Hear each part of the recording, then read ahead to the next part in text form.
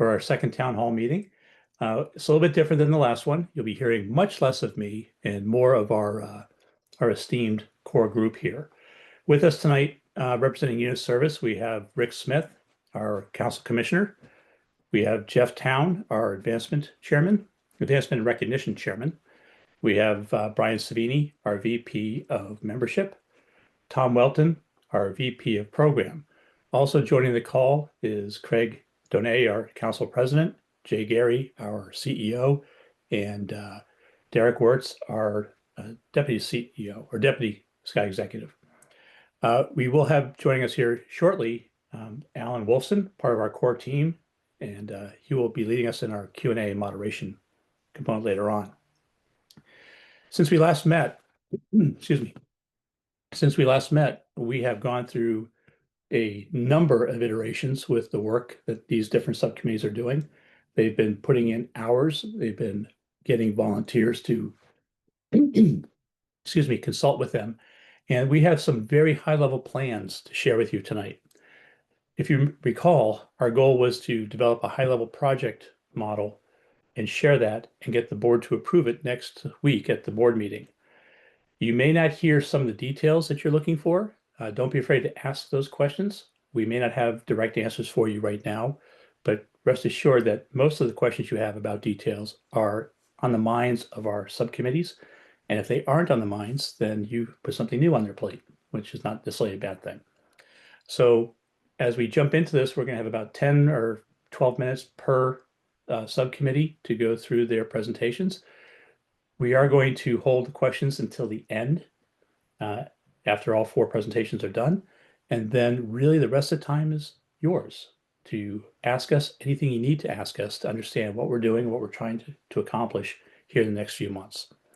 With those rules in place, I will toss this to Rick Smith, our Council Commissioner. And Rick, why don't you go ahead and share your screen and launch your presentation. All right. You are seeing the slides and can hear me? Yes. Perfect. All right. Thanks, everybody. So here's a great work product, I think, of a whole bunch of us working on trying to get high-level plans established. So I hope you're as excited about this at the end of what I'm sharing as I am to share it. We know that scouting happens at the unit level, and we know that the quality of unit volunteers directly impacts the quality of the scouting program, and hence the number of youth that we're serving. So the mission of our unit service team is to put in place a coordinated, effective set of services that are laser focused on meeting the needs of our unit volunteers in all units across all regions of Scouting America, New Hampshire. And I will say, as we were out visiting different units and areas around the state, we heard loud and clear, we need to do a better job supporting the more rural regions. So you are part of our mission statement, which is all units across all regions of scouting. So I hope you'll be pleased when you see the plans that we have. So there are 7 elements, if you will, to our unit service. The idea is we're centrally managing those, but we are delivering those either centrally where it makes sense or out in the regions where that makes sense. And we have a blend of what I would call proactive support for volunteers, as well as responsive to specific needs. And it's coordinated between our professionals, our committees that you'll be hearing from tonight, as well as our commissioners. So the first part is new leader onboarding. That's getting new leaders up to being productive as quickly after they're joining as possible. Training, probably self-explanatory. It will include both council specific and national topics. Communications is aimed at getting the right information to the right people at the right time so that you're informed and don't feel overburdened by communication that doesn't necessarily apply to your position. Commissioner service is that hands-on, dedicated network of experienced scouters that are there to give advice and coaching to our units. Roundtables. We are still working on reimagining them, but the idea is we want to provide awareness and discussion of timely topics on a basis that are very focused on the needs of our unit leaders down to very specific positions. Scouting Sage is something we're launching as a one-stop shop for information that you need about scouting here in New Hampshire. We'll talk more about that, as well as ticket-based assistance. So those are the 7 elements. Let's take a quick trip through the high-level aims of each of these. So new leader onboarding. The idea is we will kick this off with a regional delivery where we celebrate the victory of, celebrate the unit leaders volunteering and share with them some of the victories that scouting has brought. The idea is we want to get people excited about scouting. A lot of people that have just signed up because they needed to and don't have experience. And we all share a great degree of pride in what scouting is. We want to share that and motivate them, and then give very specific information that's unique to our council to tee them up for success. We will then do online and or face-to-face follow-up as needed for at least the first 6 months. If a unit has their own great programs, we probably won't need to support them, but many units are struggling with onboarding. We've heard that very clear, and we are here to help with this program. Training, we're going to continue to offer the national curriculum, as well as new content that our training team is putting together that is unique to Scouting America, New Hampshire. We also have heard that, training is great in Manchester, but you need to come to us if you really want us to attend in the Upper Valley or above the notches. So we are committed to extending training options out in the more rural areas. Communications, we heard a year ago, and we continue to hear that, you're sending me too much information, but I don't have what I need. So our team has taken even a stronger focus now on getting the content that our various operating committees and professionals are providing, and consolidating that into a very specific to role communication. So you can see on the right side of the slide here, the roles, and these are very fine grained. So a lion den leader doesn't really need to know about AOL crossovers. So sending one communication to all units or one communication to all cub leaders is still not fine enough, and we get that. So we're going to be focusing the content. There'll be a matrix of content in and roll out that you will be receiving on a weekly basis so that you are not over communicated to, and what you're getting is absolutely relevant and complete and correct. So commissioner service group. So this is your commissioner service. Instead of doing district-based delivery, we've heard that we need to do closer working with our units. So we are breaking the state into a set of commissioner service groups, or CSGs. Each will be headed by an assistant council commissioner. And their job is to maintain a very close relationship with 6 to maybe 12 units, provide them coaching, mentoring, advice, and when needed, they are backed by a pool of unit commissioners for more intensive efforts. That's more than one person could give that's responsible for all those units, or if you need highly specialized, deep subject matter expertise. So we're going to be tapping our operating committees for, just like a district committee would support the commissioners, we expect the operating committees of the council to do the same, as well as have our own list of subject matter experts. And right now we've got, last count last night, 55 different subject matter areas. I suspect that's going to increase before we launch this in January. And those will be delivered either through centralized or regionally, or virtually or regionally, right? So if it's centralized support, we can do some things virtual, very effective. Others you really need face-to-face, and we're prepared to do each of those. There is a list here, and you'll be receiving the link if you would like to look at this in closer detail, but these are our commissioner service groups. So we have 20 of them. We have localized these based on the needs of the units and the numbers of the units and the practical commute time to get between units. Now, these are not mini districts. These are really for the commissioner service focused activities. And as one CSG grows or the needs change, perhaps, we may change reallocate these. We may break one in part. We may recombine things. So we expect these to be very fluid, not making unnecessary change, but if optimization is required, we want to be able to adopt these as needed to deliver that service. New units are not going to be part of the CSG, so you see holes right now across the state. That's by design. For the first year, they are going to be handled by a separate new unit team. And once they're coming up on their first year, we will fold them in or add a new CSG depending on the topology that we have there. Roundtables. We are still working on the reimagining process of this, but the objectives are quite clear. Right? It's a forum for training, not the existing training, of course, but training beyond what's already available on contemporary, up to the minute types of topics. Networking is very important, sharing experiences, and really celebrating and recognizing the accomplishments. Right? We need to be able to do that. So strategies in process. We know it's going to be a mix of in-person, we know, and virtual. It's going to be very focused on individual positions, and we will do some council-wide topics when it makes sense. So tell us your thoughts. We're still in the imagining phase of this at the link we had shared last time with you. Scouting Sage. So this is new. This is a one-stop shop where you can get information. So it will be up to date.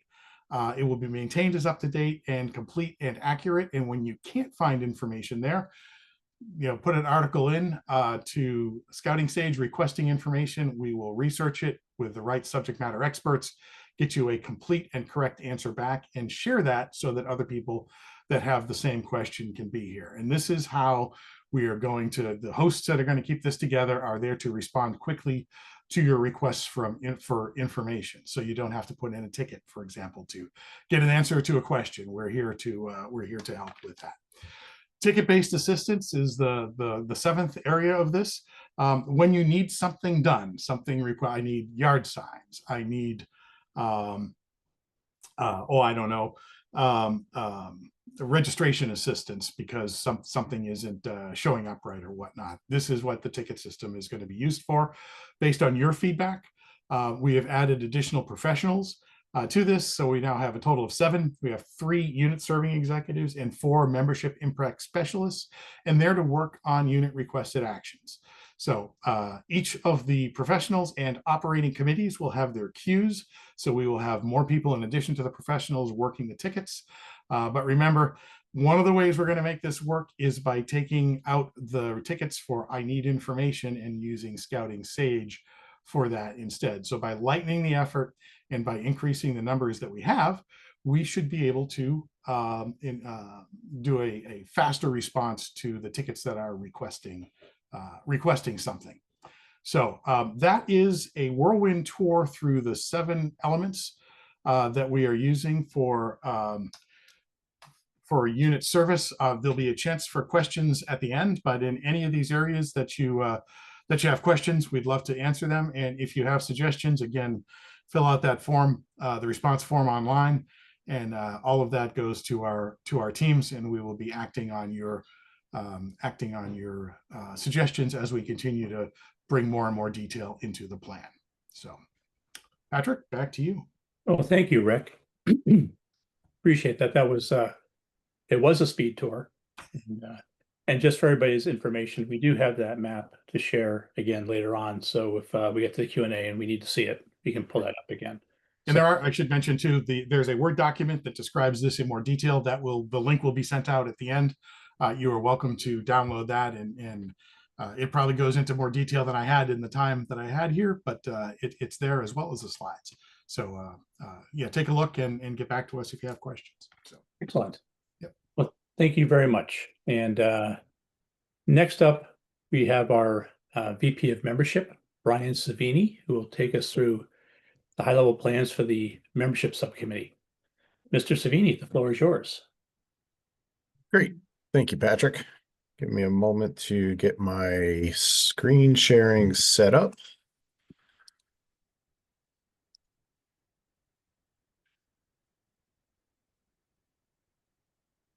And there it is. All right. Is everybody able to see my screen? Looks good. All right, thank you. All right, good evening, everyone. My name is Brian Savini, and on behalf of the membership subcommittee, it is my pleasure to present to you our vision for membership service delivery. Our membership subcommittee is comprised of 10 volunteers and 1 council staff advisor. Many of our members are existing council membership committee members, but we were very happy to welcome a couple of new members as well. Our committee has a diverse scouting background with seasoned leaders from all unit types across Scouting America, New Hampshire. As we move forward through this process, our vision is a team approach where we are jacks of all trades, which in turn will allow us to divide and conquer. We are set out on a unified mission to support units and strengthen membership. And it is our belief that this committee is the engine of growth and retention for scouting in New Hampshire.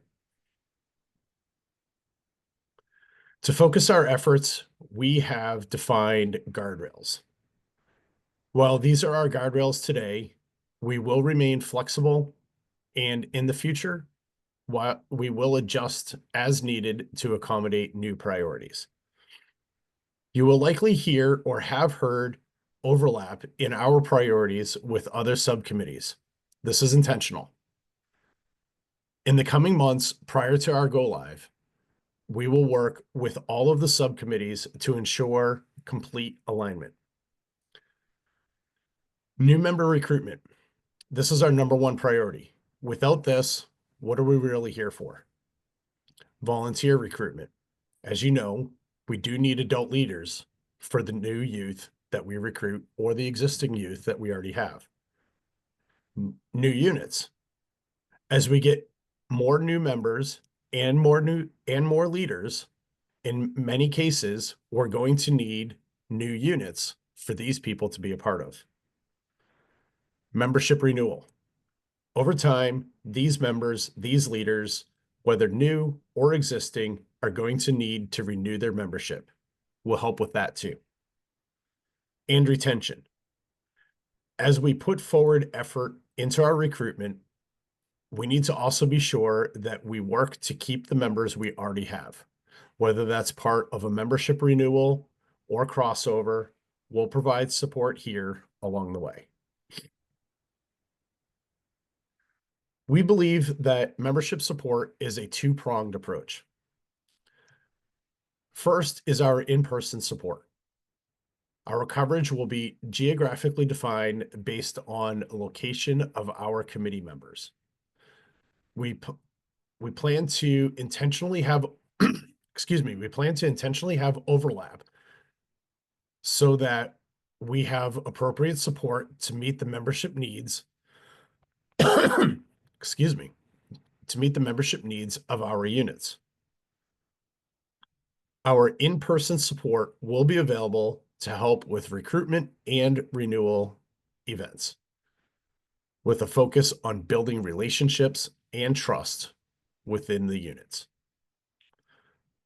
Our renewal support. This support will be provided in any means that is convenient to the recipient of the support. The most common options are email, phone, Zoom, or text. But if you prefer smoke signals or carrier pigeons, we'll do our best to accommodate those methods as well. We're going to look to help the member care center with the ticketing system that's already in place and take on some of the membership related tickets. And the remote support will be a collaboration across the entire membership committee to ensure efficient and accurate responses. New coming out of our membership service delivery committee is our membership Cracker Barrel. This may sound like Roundtable, but it's intended to be different. The membership Cracker Barrel will be 100% remote based, no in-person option. The Cracker Barrel will be informal. Attend if you can, attend if you have questions, show up late, leave early, Don't show up at all. It's your choice. There will be no set agenda. Think of it as an open mic session. You ask the questions, you set the topics that we're going to talk about. We'll plan to hold our membership Cracker Barrels monthly and twice a month in the months of August through October. Each occurrence will be on a different day of the week with the hope of trying to alleviate any conflicts that leaders may have. But we will always be at the same time, and we will always publish on the council calendar. The intention is to build camaraderie and a community around membership, both between our committee and the units, but also across the units. The membership Cracker Barrel will be a casual, flexible, and responsive support for leaders. The best part of the membership Cracker Barrel will be the membership Q&A that will follow and will be published on the council website. The membership Q&A will be updated with the topics discussed after each Cracker Barrel session. So if you miss a session, you can check back on the membership Q&A and see what's new. Or if you happen to have a membership question, check there too. And perhaps somebody else has already asked your question. Membership tools and resources. Materials such as yard signs, flyers, and buddy cards are already available through the Member Care Center. But we plan to expand on the Membership Resource Hub to make even more tools and resources available to unit leaders. Making materials such as photography and videos, as well as downloadable digital flyers. And we'll look to hold more in-person training in collaboration with the Commissioner Training Committee, such as membership boot camp, how to hold a successful recruiting event, and mobile base camp training. And we'll also continue to update photography and video from summer camp.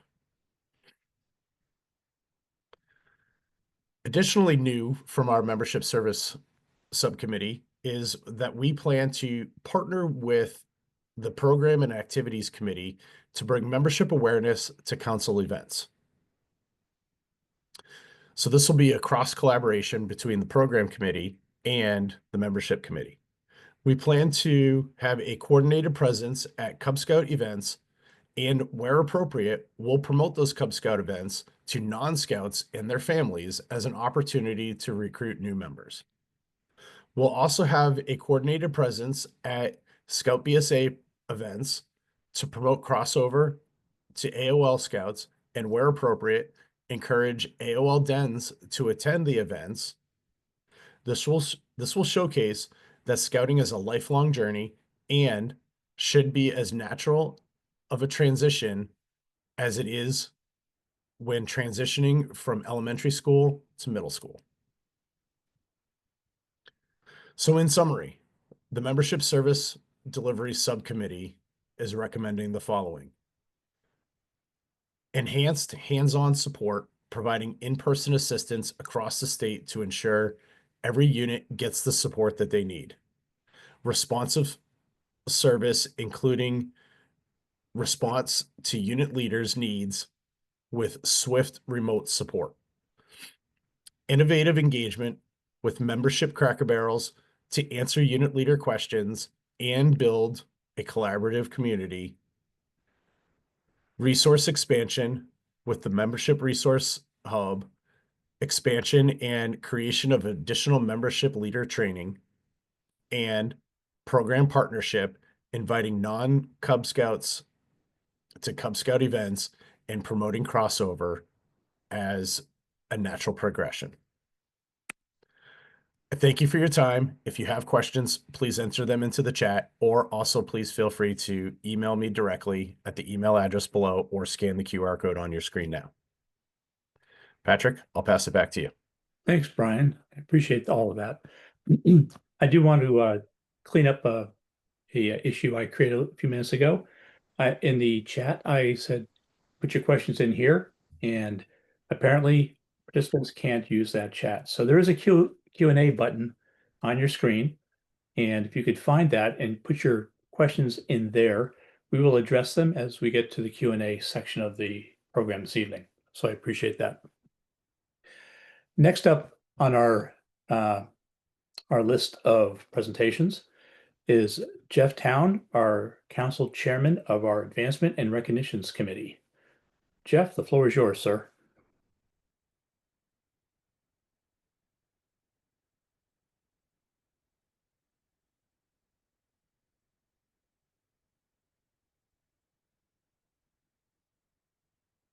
We see you're sharing, but we don't, there it is. And you're on mute.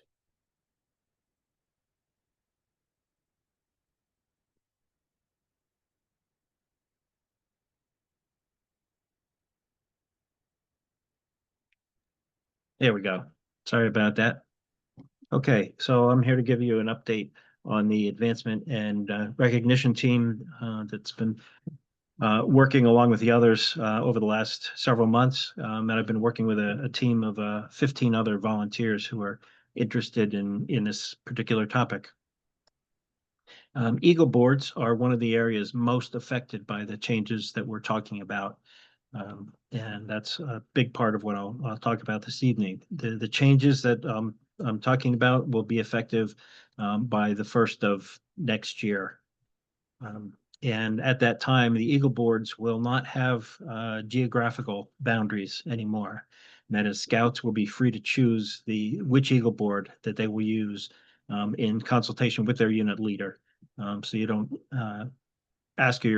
choose an Eagle board and ask your unit leader to drive to Pittsburgh when they live in Merrimack. And once you've chosen an Eagle board, the scout will use the same Eagle board for their project proposal review and for their border review.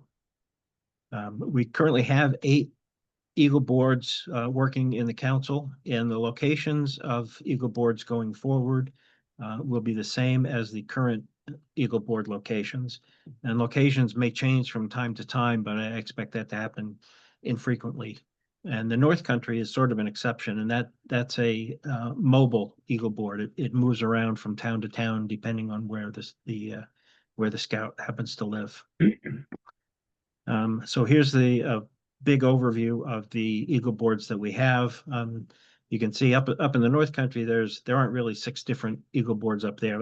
That's just to indicate that they move around up there. And then the other locations of the other Eagle boards in the South are shown here. You can see there's 2 that are almost on top of each other, but those are the 2 biggest Eagle boards with the most activity currently. And this is a map showing the same Eagle board locations and then the locations of the surrounding towns in the color of the Eagle board that's nearest to the Eagle board location. It's easiest to see down in the lower right corner here. The Mount Monadnock Eagle board meets in Keene, and there's sort of a ring of the towns around there and other towns in between that are closer to that Eagle board. That would be the most convenient and probably the most likely Eagle board for scouts in those towns. You can see a very rough resemblance to the current district structure, but it's a pretty rough correspondence.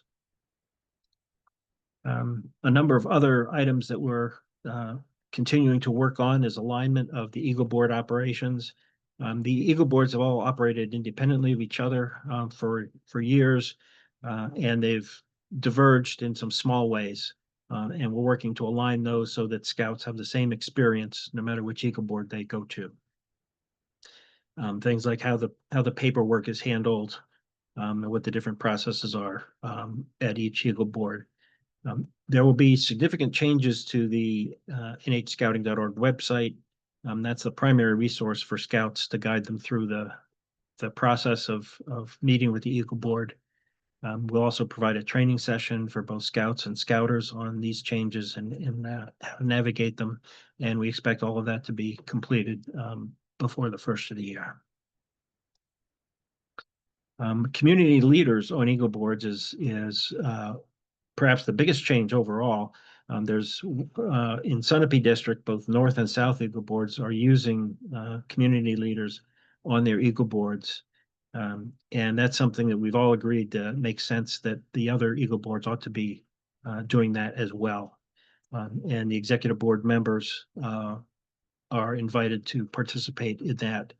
They can contact any existing Eagle Board chair, or they can contact me directly at the email address. It's on here.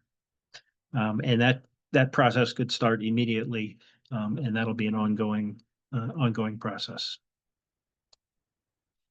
Merit badge counselors are also affected by this change. Most merit badge counselors today are registered with a district. And when we only have one district in the council, the merit badge counselors essentially will be registered with the council by default, and counselors may limit their service to a single unit if they so choose. I don't expect that will mean scouts from very far away. Somebody from the far west will choose a merit badge counselor on the coast to work on a merit badge, just for convenience of travel time. But anything is possible there. The Advancement and Recognition Committee members will include the current district Eagle Board chairs. They haven't been formally part of the committee, but they've been participating in some of the work of the Advancement Committee in the last year or so, and they'll become full-time members of the Advancement and Recognition Committee for the council. There'll also be increased roles for district advancement chairs who are already a part of the Advancement Committee. So working on exception processes for Eagle Scouts, merit badge counselor management, the recognition processes, merit badge college events need the support of the committee, recruiting community leaders and supporting the unit service team that Rick talked about for advancement issues.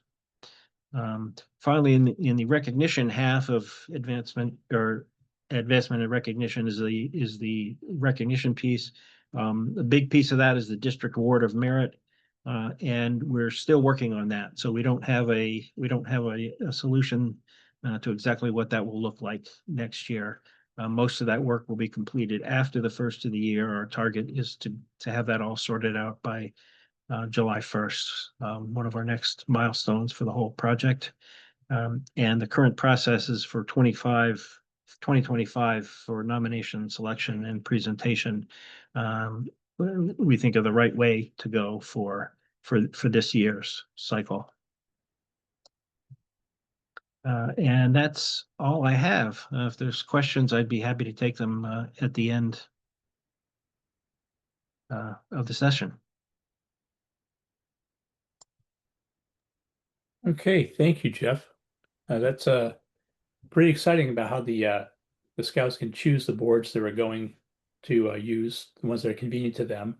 But I think you're right that most scouts will wind up being at their traditional locations. I'm not quite as sure we're how going to help through. you with that. And so I think that's really how it's going to work out. So again, thank you so much. Next on our agenda is Tom Welton, our VP of Program. And Tom, the floor is yours, sir.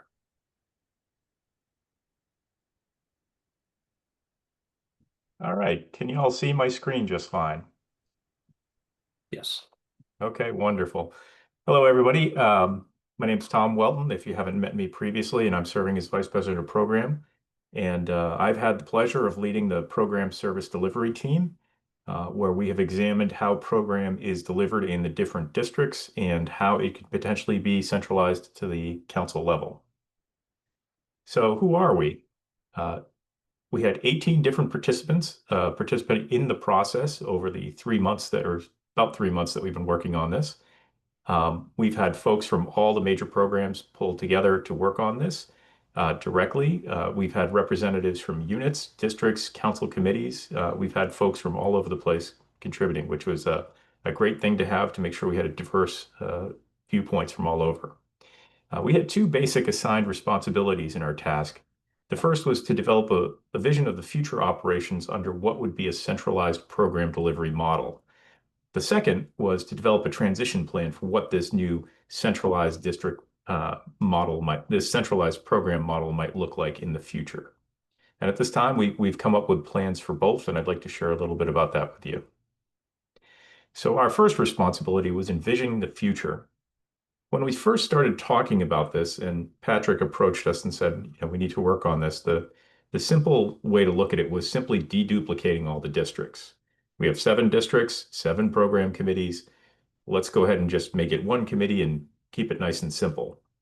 We started talking about that back at our first meeting back in August. And as you would expect, it's not quite as simple as you might think. So we went back and looked at this a little bit further to refine the vision. We really dug deep into what district program means and what we're supposed to be doing as opposed to what we actually are doing. And then we looked at those functions and mapped them all out to say, where are these going to end up if we do consolidate to a single program committee at the council level? And then we also looked at what has happened in the past and looked at the changes that have happened over the years that may help us out. So we did find a few of those.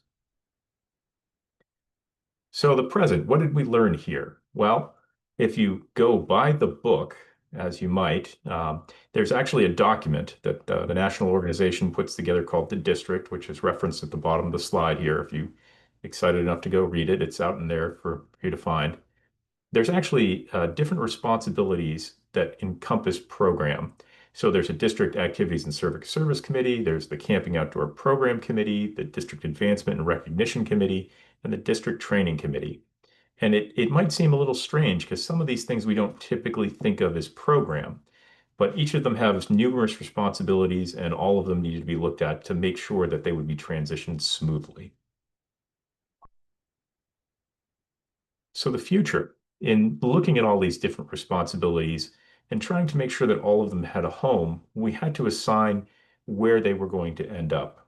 So for example, the District Activities and Civic Service Committee functions that currently happen at the district level will be transitioned to new homes at the council level. The first one is we will need to create a council civic service committee, which will take over management of scouting for food, as well as our spring civic service project, the Trash the Trash or roadside cleanup, as some people call it. We will also be centralizing the remainder of the activities that the districts were doing for district activities to the council activities committee as well. We have district camping and outdoor program committees. Those items will be transferred to 4 different committees. Part of it will go to camping, part of it will go to activities, some will go to high adventure, and some will actually go to membership. That might seem a little strange, but some of these things have already been transferred, as I noted before. District advancement and recognition, as Jeff mentioned just a minute ago, we're going to be transferring all those responsibilities up to the council activities committee. And then, of course, district training. Several years ago, we made a major effort to offer centralized training through the council to the point that some of our districts were no longer offering training in a frequent basis. So a lot of that training has already moved over. And as was said by Rick at the beginning, training is going to look a little bit different in the future. So pivoting to the future, how are we going to make this all happen? Well, in our discussions as a team, I was a little surprised to hear the excitement of the team say, let's get started right away. If this is approved on the 24th of September, the team would like to get started on the 25th, essentially, and get going right away. Most of the program functions a little differently than the other 3 service areas you've heard about because all of 2026 has already been planned out. And now it's just a matter of working on those projects and executing them. And if you were to think about our planning process, we're already starting to think about what's going to happen in 2027. So we function a little bit different than the other committees. So getting involved and getting started right now is not going to be a major problem for us. What are we going to do? Well, right off the bat, we're going to invite district volunteers to join these new committees, the new committees that are, the Civic Service Committee as well as the Council Activities Committee. And of course, we want to get a whole wide range of folks from across the council involved. we don't want to just ask the folks on district committees to participate. There's many folks out there who enjoy doing program and would like to participate. And of course, we're going to document and share all the changes to the impacted committees. And really, that's more about communication, making sure that all the committees that are impacted by these changes are fully aware of the changes of responsibilities, whether they're small or large, or even if they've happened already in the past. So one important change that is coming up right off the bat is organizing the new Council Civic Service Committee. And we've already had initial conversations within the team, and I've had a few conversations with Craig and Jay as well about how that could happen. And we believe that we can get that up and running very quickly. So there are some challenges. Not everything is perfect. And of course, we need to make sure that we keep an eye out for curveballs. One of the major challenges that the team identified is committee staffing. With these changes to the program function, we can only deliver as much program as we actually have staffing to execute. So if we only have 5 people at the council level offering program, that could hinder us pretty badly. So we're going to work very hard to find people to participate in the program function at the council level. Locality, and as well as event rotation. This is something we spoke about at length. The simplest vision that we talked about during the process was, okay, well, we have 2 camps, let's rotate and bounce back between those 2 camps. And that idea was pretty much immediately rejected because we can't offer program in a manner where units from the far corners of the state are always having to drive 2 hours or an hour and a half to get to whatever is happening. So we're definitely going to need to make sure that future council level program continues moving around and is never in one spot, but always available for folks to go. Repeatability. One of the side effects, if we have fewer volunteers at the council level doing program, we may have to offer the same program multiple times. So perhaps in the future, we'll offer a camporee that'll be in 2 places in the state in a season, but it'll be the same program. The scouts won't really understand that because they're not going to both camporees. So we may see repeatability in the future. And of course, program specific needs. This came up through the Cub Scout world. There are certain things that programs need that districts were offering previously. And in the Cub Scout context, that was a where to go camping guide. What facilities were approved to go camping? And so we need to make sure that as a committee that we're continuing to provide those services to our units and making sure that they're comfortable in knowing where that information can be found and continuing it to keep it up to date on an ongoing basis. So that's all I have for you, Patrick. I'll turn it back over to you now. Great. Thank you, Tom. That is exciting stuff. I was listening to you talk about this the other night and talking about the fewer volunteers and how that may be a problem. But I also see that, well, we never want to say no to a volunteer. I think operating on a leaner staff is also more possible. There'll be a cleaner impact on the budget, and we can really plan for things, as well as that program development. We're not going to need 2 staffs to come up with 2 different ideas to deploy it. So I think that's an interesting takeaway from your presentation there. So thank you. I appreciate that. Over the past 40 minutes, and gentlemen, I want to thank you for sticking to your 10-minute windows. You guys did a great job. We only have 2 questions in the box there, Alan. Do you want to go ahead and let's start? Maybe we can prime the pump a little bit. Yeah, we've got some questions that also came in through the registration system for this event. So I'll bring those up after I do these 2. Okay, great. So this is actually a really good question from Adam. How does council know what role a person has, right? So Scout Book doesn't really allow you to define that, and we don't want to lock out some roles. So that's probably a Rick question. Sure. So great question. We will take our best guess. An email invitation will go out, and you will be able to subscribe to other channels that either you're actually responsible for and unsubscribe from what we suggested you might be responsible based on the knowledge we had, or you may have interest in other channels as well. So you'll be able to subscribe in and out of those things. So as you know, as you change from a tiger and leader to a wolf den leader, you'll be able to unsubscribe from the tiger channel unless you want to stay and subscribe to the wolf channel. So it's totally up to you. And there'll be a URL where you can maintain your subscriptions. We are working on still selecting the technology that we're going to use for this, but this is an absolute fundamental requirement, is the ability to subscribe in and out of the different roles. Great, thank you. The other question so far is about an idea for roundtable. It's not so much a question, but kind of an idea. And the suggestion is to replace the networking and local topics with a Cracker Barrel and an offer position and or topic specific meetings via Zoom for the full council. Yep. Yes, thank you for that. That is one of the things we are giving consideration to. Appreciate your idea, though. Thank you. Okay. And then some of the questions, I'll keep an eye on the Q&A. If you've got questions, please submit them into the Q&A. There's a button at the bottom of your screen called Q&A, cleverly enough, and we'll see those questions there. So I think this one goes to Tom, and I think you've already covered this pretty well. But what becomes of district events, Camporees, Klondikes, awards, roundtables? It's sort of kind of Tom, sort of kind of Jeff, sort of kind of everybody.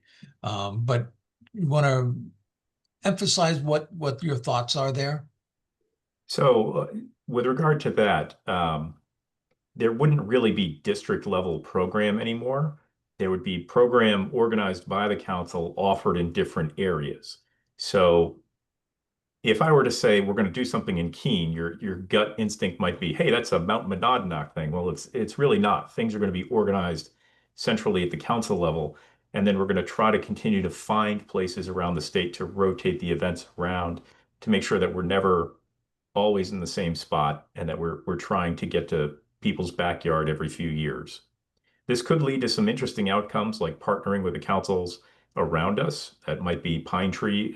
We did that just recently in Historic. We did a joint camporee with them, or possibly partnering with Green Mountain Council or Spirited Adventure, or any of the other councils that are around us to do larger events in different regions. There's a lot of different opportunities, but we really can't get stuck in the idea of, hey, we're going to have a camporee every single year in my backyard, because we've got to be able to rotate around the state in order to serve everybody's needs. Great. Thanks, Tom. Jeff, this one's for you. I think you covered this partly. How far will the scouts need to travel for Eagle boards? And I think you've heard the other part of that question that was submitted was, how will the review boards be staffed? But I think you covered that part pretty well. You're muted. Yes, I am. No farther than they do today, unless they choose to. Okay. And there's another question. This is probably a Jay question. The question asks, can you bring back the 72-hour rule so parents can camp with their scouts once per year? So short answer to that is, unfortunately, we don't dictate the national policy for safeguarding youth. We have to abide by the rules governed by the national organization. So there's consistency across all of them. But I will say this, it's good feedback, and we do have the opportunity to interface with the national leadership from time to time, whether it's through the CST, which is a council service territory, which we are a part of, and the leadership with that, and then also through folks at the national level at our national annual meeting. So we'll make it an emphasis to try to find a way to make it a little bit more friendly to parents to have the ability to participate in that. But unfortunately, we can't govern that on a local level. Thanks, Jay. I got another live question from Mike. Wants to know whether there's been any thought to reorganization of the OA Lodge. Who wants to take that one? I can handle that one, Alan. So interestingly enough, independent of this effort, about 6-8 months ago, the lodge took a stab at their bylaws and reorganized themselves so that the chapters are not necessarily aligned with the districts. So they're looking at basically building a model similar to ours that's going to have regional chapters to support youth across the state for the Arrow. So again, they're not going to be tied to a district. They're going to be out there as their own independent operating organizations in the geographic areas tied to the commissioner service. The name now is groups. Rick, CSGs. Okay.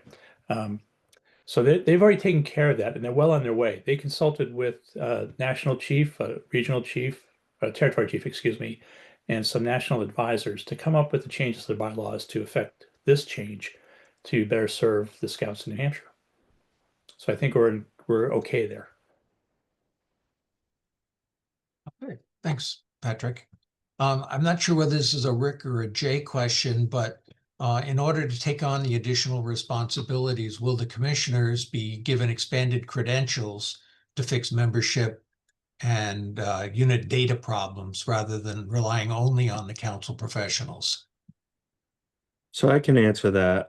What I will share is we did beta test the ticketing system to begin to establish an opportunity to onboard some volunteers to ticketing. And I think it's our intention that as we develop a base of people to work with, we'll cross-train folks on how to be able to assist in that area. Registration duties will still rely on a paid professional. So, handling the registration system because of the sensitivity of information across the council universe, we have an obligation to protect personally identifiable information, and there's several laws that govern how we manage that. So there's certain things we can give the commissioners access to, but there's other things that are just governed by both policy and quite frankly, insurance and the law. So we'll navigate that, but the goal is to provide enough resources to commissioners to be able to be a resource to help. Great. Thanks, Jay. And the last question I have from the registration queue, and I think we've all kind of talked about this, but I'm going to give this one to you, Rick. How will this reorganization increase the number of scouts and units? That is a fantastic question. So, what leads to membership increase? Two things, right? Effective recruiting and better retention. So, from an effective recruiting perspective, the image that we project outwardly attracts people, right? So Tom is dealing with Trash the Trash Day, right? What a fantastic opportunity for us to get out and talk about the civic responsibility that we do. Same thing with Scouting for Food. When we're doing fun events, doing it, and Brian had talked about this, it is keeping an eye on the opportunity for recruiting at those events, right? So again, it augments our reputation. Kids see kids having fun at these events. Hey, I want to sign up for this. So there's a lot of things we can do on the recruiting side, including helping units be more effective at recruiting, and that's one of the tenets that Brian talked about. So retention is the second pole, right? There's two ways to grow a business. You sell more or you hold on to more, and we want to do both. I believe our retention rate is 68% at last, and don't hold me to the exact number. There's a world of improvement opportunity with that. So why do scouts leave? Well, there was a survey done about 7 months ago now, 8 months ago, of families that left scouting, and they asked very pointed questions on why did you leave, what led to this decision, what are you taking as your next steps, and the number one driver of that was quality of unit program. So the reason we have really energized around the 7 points that I spoke about was to give the leaders all the information and all the inspiration that they need to put on a killer program in their units. whether this is the tiger and lion den leader, or the 45-year-old, not 45-year-old, 45 years experienced scoutmaster, right? We need to do our job to get the best practices, the most innovative ideas out there in the hands of the people that could take advantage of it, and provide them the support in order to do that. So retention is all about unit quality, and of course there are big things that Tom's team is doing to help supplement the program that takes place at the unit level. We have fantastic camping opportunities in the summer that again augments that great experience that our youth have. So that's that in a nutshell, and I could talk about this to the point that Patrick would mute me and probably throw me off the call because it's a very passionate topic. But that's what it's all about. It's our unit leaders want to do the best they can. We don't have stinkers, at least any that I'm aware of, right? They are new in some cases. Many of our cub leaders are new, right? They're the ones. Okay, yeah, I'll help out. I was never involved in cubs as a kid, and even if you were, the program was pretty different back then. So we've got unit specific position specific training that's available. But I think all of you that have taken it will agree it's helpful, but it's not enough. So that's where we want to bring in, the scouting sage, where we can share great ideas when that are raised from questions, or the commissioner service can say, hey, have you seen these new ideas? And the roundtable, I really hope roundtable is something that increases in value in everyone's mind, and we're using it more as a leader collaboration amongst your peers opportunity. When somebody does something well, share it. When you've got questions, bring your questions, and let's take advantage of every brilliant innovation that our leaders have come up with in terms of quality of program, and replicate that, right? Some people call it plagiarism. I call it R&D, right? It's doing what works for other units, seeing if you can adapt it to your unit. So long-winded answer, but that's how we're going to do it. Great. Thank you, Rick. Mm-hmm. So I don't see any other questions. Either you guys all did great jobs and covered every single possible point that people can think of, or people are shy and don't want to ask questions. If you got questions, now's the time to ask it.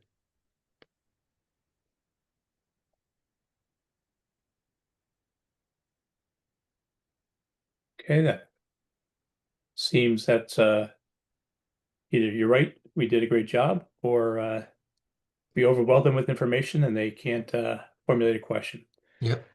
So before we get into the next element here, the closing of this, I just want to take a moment and recognize the team on the call here.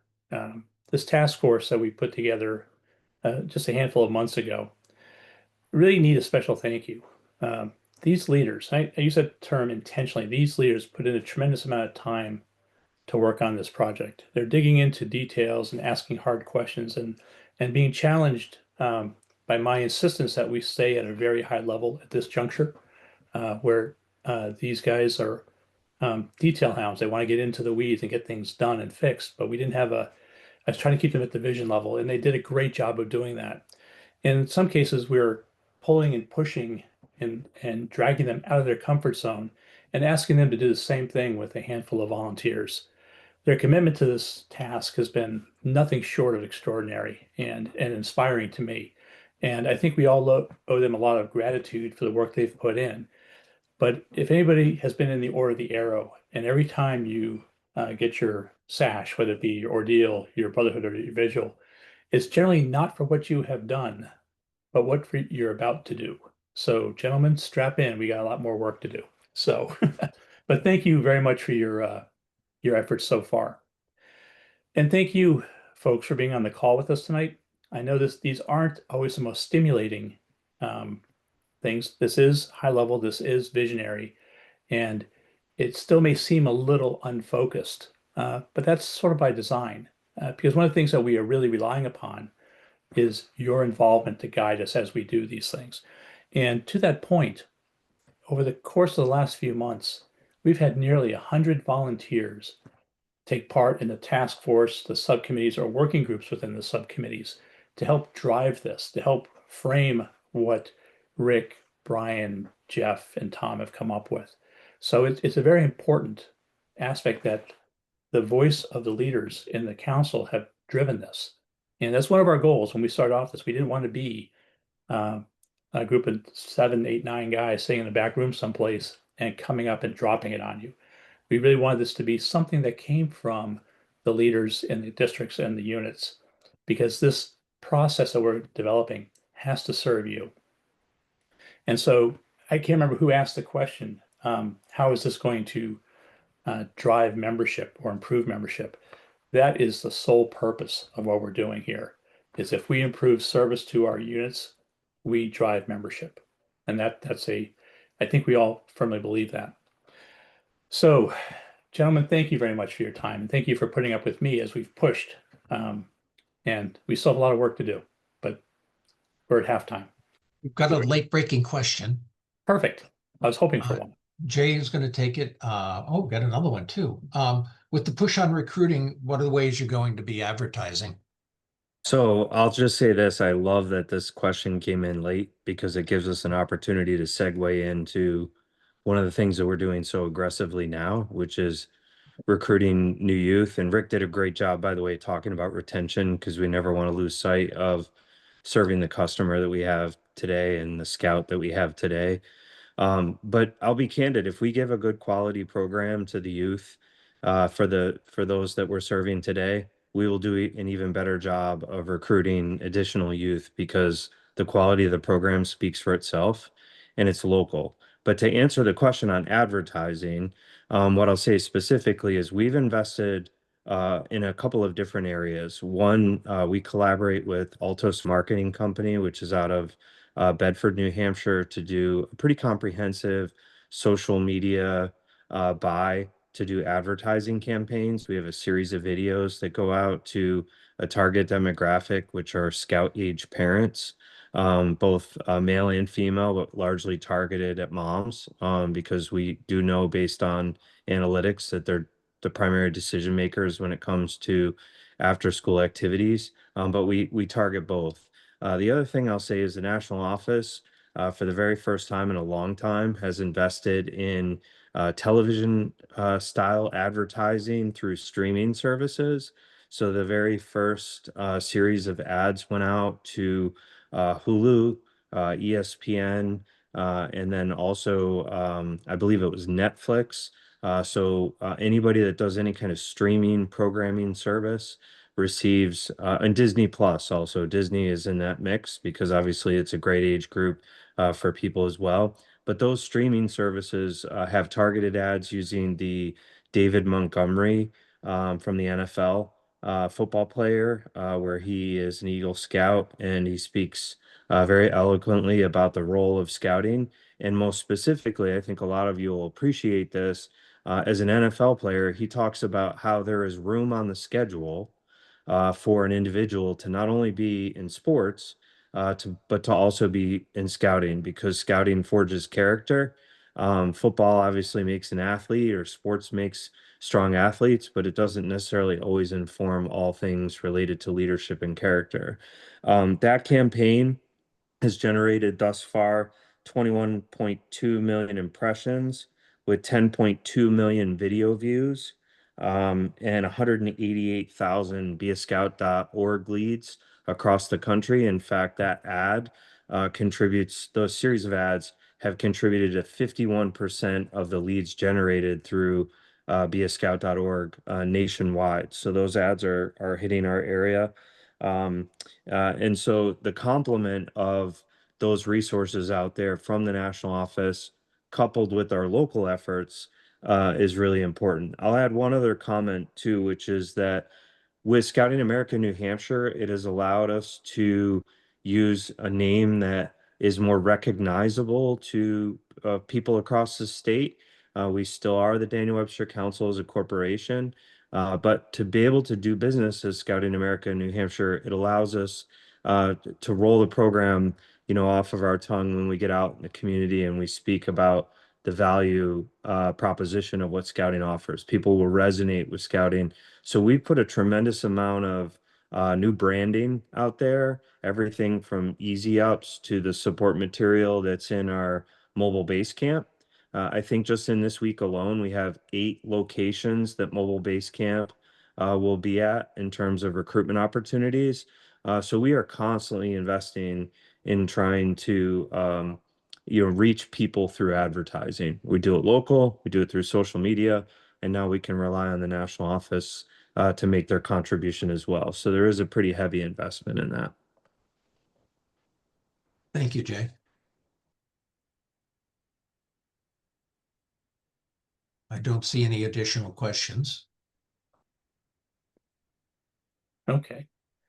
Well, Jay, I was going to ask you if you wanted to do a closing statement at this point. So I don't know if you can beat what you just did, but you want to give it a whirl? Sure. I will say this isn't a time to recruit. The council is doing a really great job right now of organizing some new units. We organized 28 new units since the start of last year. It's more units this year than the year prior, where we're starting to recover, where Rick Smith talked about adding new staffing. We're trying to find underserved areas to deliver the scouting program. We're number 2 in the nation in new units organized. This restructure will help us support those units as we onboard them into the mix. And I want you to think about that for a second. Number 2 in the country. In fact, we're only trailing by Atlanta, Georgia, and they're pretty large demographic, large market for new units. So we are excelling in a growth proposition. We can't do that though without volunteers. We can't be successful as an organization without the commitment of a very strong army of people that are dedicated to the mission of scouting to deliver the program week to week to our young people. And that's you. That's the folks that came on, the 58 or so volunteers who came here to take time to listen. Our dedication and commitment is to you as the volunteer. As Patrick said, we had close to 100 people make contributions to this effort and to this plan. We still want more feedback as we continue to develop an organized strategy to support the unit. All of this is being done not to save funds. It's not being done to just because we're required to by charter.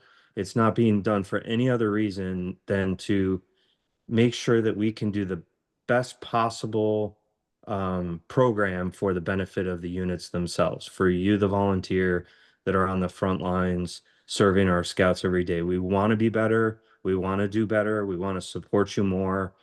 We've got a great team of volunteers here on the panel, very dedicated individuals who put together a really good plan with their respective teams. And I hope you embrace it because the goal here is to really offer the best scouting program we can in the state of New Hampshire for the young people we serve and those we plan to serve in the future. So thank you for your commitment. Thank you for taking that extra hour out of your schedule to join us tonight. I'd also like to thank Patrick for his leadership. I'd be remiss. This has been a long time coming and a goal and a vision of his personally, as well as the organization to find the best resources we possibly can. So thank you. I think we've got a great team. I think we've got a great plan, and I look forward to great things to come for scouting in New Hampshire. Thank you, Jay. Appreciate that. Craig, would you like to share any thoughts as we close out? Sure. I guess I'll share a few. I mean, some of it is comments that have already been made by others. I agree. Having 100 volunteers or so participate in this process. They come from all parts of the council, areas of the council, different programs, folks that have participated before, folks that have never participated. And so it's really created a lot of energy and enthusiasm across the council. It's also really given voice to a lot of people to be able to, I guess, help imagine what scouting can and should be in New Hampshire going forward. It's no secret that scouting as a whole and here in New Hampshire, we've had our challenges over the years. But this plan here is really how can we do what we want to do and what we need to do as Scouting America the best possible way that we can. It really is focused on the units and service delivery for those units. This is 100% volunteer conceived, volunteer led, volunteer driven, but not a top down approach saying this is what we're going to do, this is the way it's going to be. We have a plan, we have some ideas, but in order for the plan to work, it involves everybody being involved with it and giving us the best information, the best ideas, so that it's a plan that we can all look at and say it's the best we have,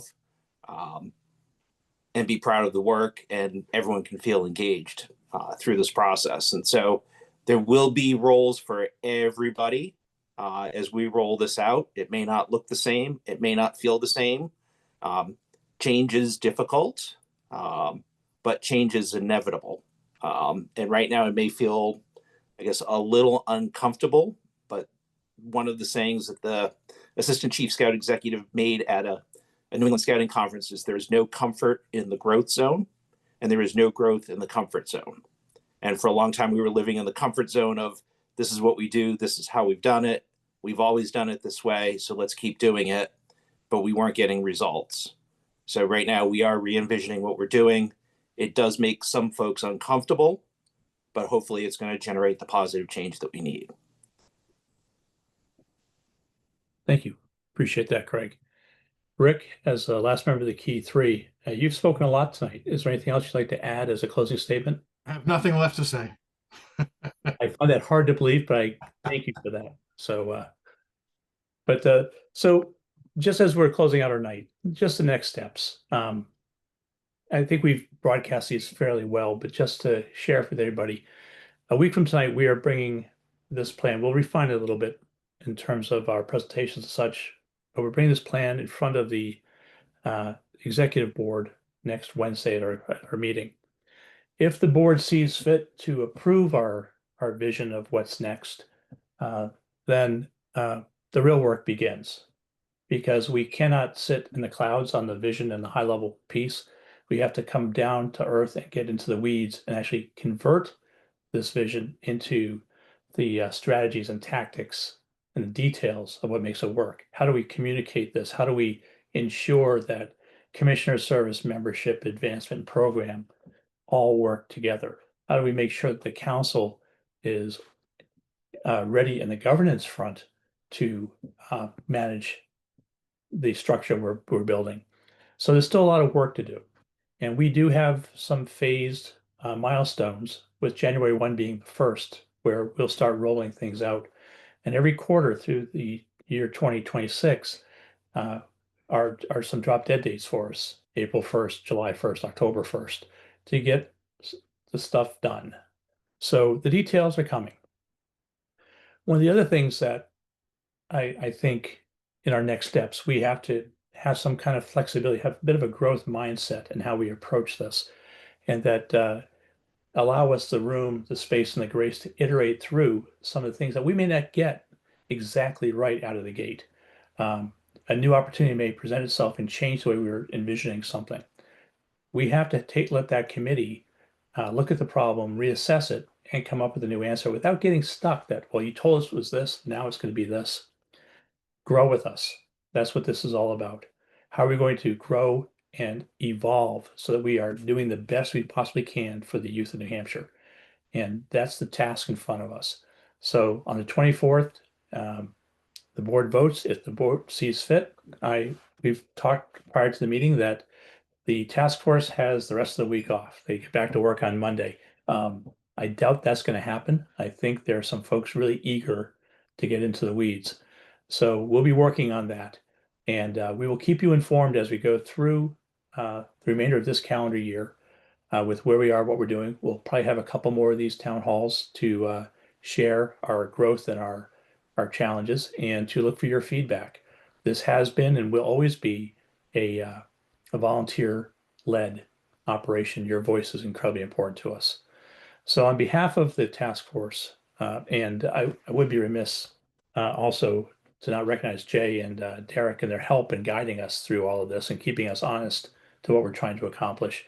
So on behalf of the task force and our professional leadership, thank you for being here tonight. Thank you for helping us with this project. And I hope you have a wonderful evening and enjoy the rest of your week. Thank you very much.